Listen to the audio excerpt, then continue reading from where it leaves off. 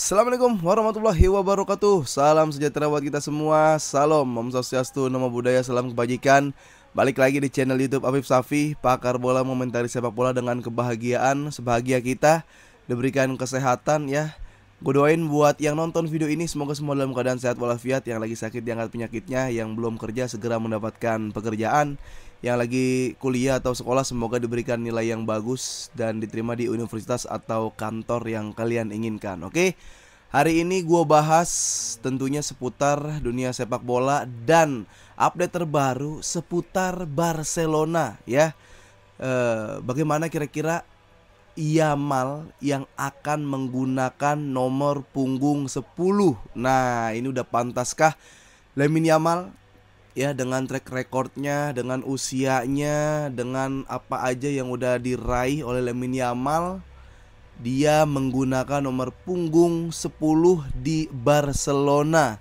Apakah dia bisa menjadi the next Lionel Messi, atau dia menjadi the next Ansu Fati, atau bahkan dia menjadi the next PDD karena sering party. Nanti kita bahas di situ, oke?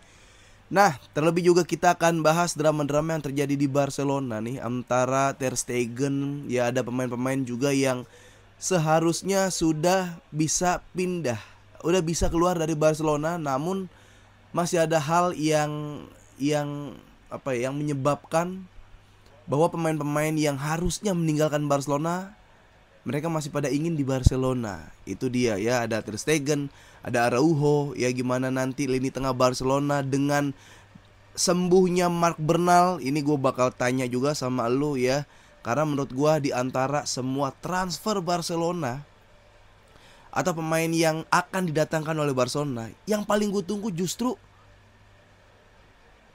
keluaran atau hasil dari La Masia, yaitu Marc Bernal. Nah, ini gimana nanti Marc Bernal bermain di sistem Hansi Flick atau di Barcelona yang sekarang, itu menurut gue keren banget sih. Oke, jadi seperti itu. Sebelumnya gue mau absen dulu teman-teman yang lagi nonton video ini dari seluruh Indonesia dimanapun kalian berada, dari Sabang sampai Merauke ya.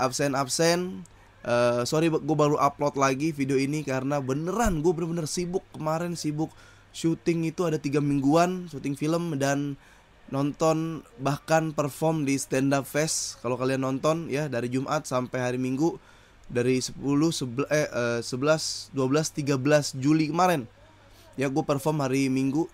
Mungkin ada yang nonton Stand Up Fest di sini ya. Gue mau tanya karena gue cukup terharu, bukan terharu doang ya, gue juga cukup kaget bahwa orang-orang yang nonton gue stand up, kadang beberapa tuh nggak tahu gue stand up comedian. Taunya adalah gue adalah orang yang ngerti bola, paham bola, kreator bola, sportcaster bola, penggiat sepak bola, pencinta sepak bola.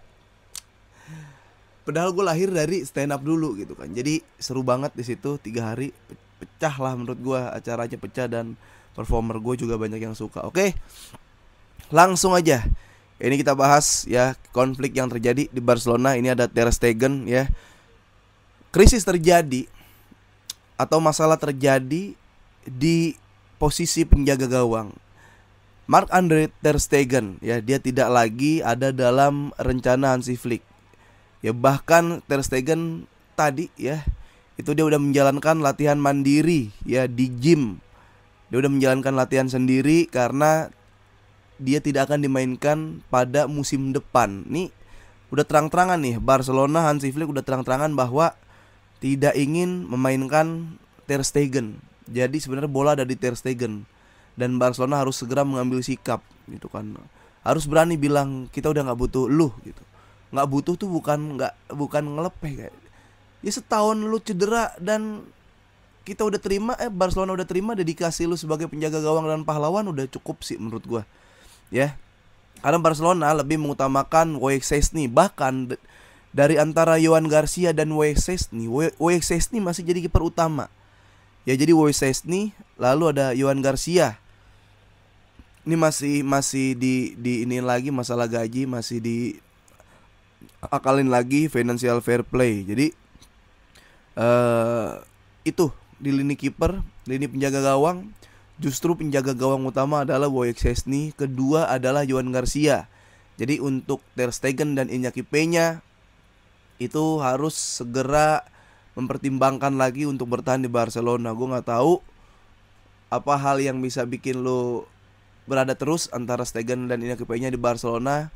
Selain lu masih bisa, Stegen mungkin ke Arab, Iñaki Peña mungkin masih bisa. Dia waktu pindah ke mana? Galatasaray aja bagus kan si Iñaki Peña ini, ya masih bisa lah gitu. Atau masih bisa kasih ketegasan gitu, kayak nggak apa-apa gue kiper cadangan ketiga pun gue nggak dimainin, setahun gue nggak dimainin, Iñaki Peña nih khususnya nih, tapi nanti kalau dikasih kesempatan gue tampil OP kayak gitu. Kalau Stegen udah nggak ini deh, udah nggak dalam hitungan, gue juga udah nggak dalam hitungan. Nah, drama terbaru ya kita udah tahu juga, Lamine Yamal ya kontrak panjang ya, kontrak panjang hingga 2031. Setelah itu dia baru saja dan harus menghadapi penyelidikan hukum setelah pesta ulang tahunnya kemarin 14 Juli yang tema mafia kemarin. Setelah itu juga dia mempekerjakan penghibur dengan dwarfism. Itu memicu kecaman dari asosiasi disabilitas dan potensi denda sekitar berapa ini? 1 juta dolar, 1 juta US dollar. Ya kalau menurut gua justru orang-orang dwarfismnya ini yang melakukan protes. Kenapa Lamine Yamal malah diinvestigasi? Karena padahal kan Lamine Yamal ngasih gue kerjaan, padahal kan gue profesional dalam bekerja kayak gitu. Gue nggak ngerasa dieksploitasi, gue nggak merasa diskriminasi gitu. Tapi ya gue kerja gitu. Jadi Yamal ada yang belain nih anak-anak dwarfismnya ini nih, dwarfismnya. Jadi gue juga doain yang terbaik lah buat Lamine Yamal, semoga nggak aneh-aneh. Selanjutnya ada Trofeo atau Stadion Johan Gamper. Johan Gamper ini terancam batal pada 10 Agustus ya karena masalah perizinan. Ini perizinan akamsi ya kali ya, ormas-ormas ya istilah kata gitu, belum bayar. Bukan. Ini dari First Occupancy license belum lengkap. Ya meski stadion secara sebagian akan siap kembali, tapi masalah perizinan yang tadi, license First Occupancy ini belum bisa digunakan. Ya, mungkin ada kendala dari akamsi Katalan kali, aposnya Katalan, apos tapi Katalan gitu. Jadi ya gue juga Johan Gamper nggak terlalu perhitungan lah. Lalu juga nah ini nih ada kontrak pemain nih, Araujo memang perpanjang kontrak, tapi Araujo juga berpotensi bisa meninggalkan Barcelona. Ya, karena Araujo baru aja menolak tawaran Juventus itu dengan nilai 65 juta. Ya, ini sebenarnya Juventus pengen banget mau sama Araujo, tapi Araujo baru aja memperpanjang kontrak dan dia juga disiplin. Kemarin tuh kalau nggak salah Araujo, Christensen itu sebelum latihan dia 2 jam sebelum latihan udah datang. Lu bayangin tuh ke training camp Barcelona. Jadi ini banyak pemain-pemain yang lagi nyari aman, nyari selamat ya di detik-detik apalagi nanti deadline transfer. Karena gue ngerasa pasti ini nanti deadline transfer pasti ada kejutan. Entah siapa yang kejual, entah Barcelona datengin siapa. Nah, bahkan dengan sudah sedikit lagi Liverpool bisa mendatangkan Isak dari Newcastle untuk menggantikan Darwin Núñez, itu juga berpotensi untuk Luis Diaz bisa meninggalkan Liverpool. Nah, jadi Fabrizio Romano juga bilang itu bahwa Luis Diaz itu berpotensi meninggalkan Liverpool dan Liverpool membuka kesempatan untuk tim-tim yang pengen merekrut Luis Diaz gitu. Tapi memang angkanya di 80 juta sejauh ini gitu. Tapi ya itu dia, antara Barcelona yang masih mau enggak sebenarnya dengan Luis Diaz ini gitu, karena ada Bayern Munchen juga. Tapi itu tadi pemantiknya adalah dengan mendatangkan Isak ke Liverpool harus menjual gitu. Apalagi mau datangin Rodrigo Madrid ke Liverpool, dia juga jadi salah satu opsi dari Liverpool adalah menjual Luis Diaz tuh. Coba bayangin ya kalian ya. Nah, kayak gitu. Jadi sekarang kita ke Lamine Yamal. Ini Lamine Yamal gimana nih guys? Kalian setuju gak kalau Lamine Yamal nomor 10? Ya, karena nomor 10 nih gak sembarangan ya. Barcelona ngasih nomor 10 ke pemain tuh gak sembarangan. Selain Ansu Fati itu agak sembarangan sih. Tapi pasti penuh pertimbangan. Pemain nomor 10 ya. Kalau kita ngomongin peran nomor 10 udah gak ada lagi Barcelona peran nomor 10 ya. Mungkin si Dani Olmo yang berperan sebagai nomor 10 gitu. Kayak dulu Riquelme atau ya udah jarang pemain yang berperan nomor 10 menjadi second striker gitu, menjadi striker bayangan. Itu udah nggak ada. Tapi nomor 10 Barcelona ini adalah orang-orang yang pasti punya nilai, yang pasti punya value. Lu lihat aja di situ semua ada ya, Rivaldo, Ronaldinho, Riquelme sempet, Messi sempet, 10-10-nya dulu sebelum-sebelumnya juga ya bagus-bagus semua. Nggak sembarang orang menggunakan nomor sakral gitu. Nah, kalau ada pertanyaan, udah pantas belum Lamine Yamal menggunakan nomor punggung 10 di Barcelona? Buat gua udah pantas. Kenapa? Di sisi lain, selain Lamine Yamal ini hebat, pencapaiannya ya di umur 17 udah bagus banget. Golden Boy, Copa Trophy, pemain muda Euro terbaik, pemain dengan dribble terbanyak di Liga Champions juga didapat apalah gitu. Terus trofi individu bagus dan trofi raihan klub juga. Ya lu lihat lah, Spanyol tuh skuadnya mungkin gak segahar 2008 ke 2012 ya. Tapi Yamal udah masuk skuad itu bro. Siapa pemain saat itu di 2010, di 2008 sampai 2012 yang 17 tahun udah skuad inti Spanyol? Coba deh. Siapa ya? Fabregas. Gak segitu bro. Udah gede tuh Fabregas tuh. Jordi Alba mungkin gak segitu juga. Siapa pemain mudanya? Ya Lamine Yamal lah, 17 tahun. Ya. Lalu juga dedikasi dia, determinasi, militansi dia ketika di Barcelona. Bro, Messi tuh ya pas main, walaupun dia emang hebat, tapi kita juga mesti akuin satu tim tuh rata bro. Ya lu ada Xavi, Iniesta, Busquets. Buset, di depannya waktu itu Henry, masih ada Thierry Henry. Entar ada Ronaldinho. Sebelumnya ada Ronaldinho, entar Ronaldinho ada Thierry Henry, ada Ibrahimovic, David Villa, Alexis Sanchez, Pedro. Jago-jago terus. Tapi lah Yamal di belakangnya dari Konde belum bek kanan ya waktu itu ya. Siapa ya bek kanan ya? Ya Konde lah. Cuma ya perangkatnya tuh nggak sebagus ketika Messi di Barcelona. Tapi buset. Dan yang bikin gue setuju lagi kenapa Lamine Yamal pas nomor 10, dia produk La Masia. Udah, produk La Masia, bangsa Katalan. 10. Apalagi walaupun gue udah pernah bilang, kalaupun Yamal nomor 11 dulu, tapi 10-nya Rapinya, silakan, gak apa-apa. Tapi kalau emang udah hour-hour, Fabrizio Romano juga udah bilang, ya Mundo Deportivo udah bilang, baju udah banyak yang cetak Yamal 10, ya silakan, gak apa-apa, bagus kok Yamal. Ya sekali lagi, nilai Yamal adalah bukan cuman pemain bola, pemain yang memperkuat Barcelona, pemain yang memperkuat Spanyol, tapi aset sepak bola menurut gue. Karena gue, ya orang-orang yang kangen-kangen Messi lihat Yamal enak lah gitu, ngobatin. Itu dia. Dan Yamal juga sering ngelakuin hal-hal atau ngasih, mempertunjukkan permainan yang kayak gila kok bisa gitu nih bocah. Oh gila kok. Ya itu udah the next level pemainnya. Itu dia ya, Lamine Yamal menurut gua. Nah, ini tadi Luis Diaz sudah. Dan kalau misalkan, nah ini nih 4-2-3-1.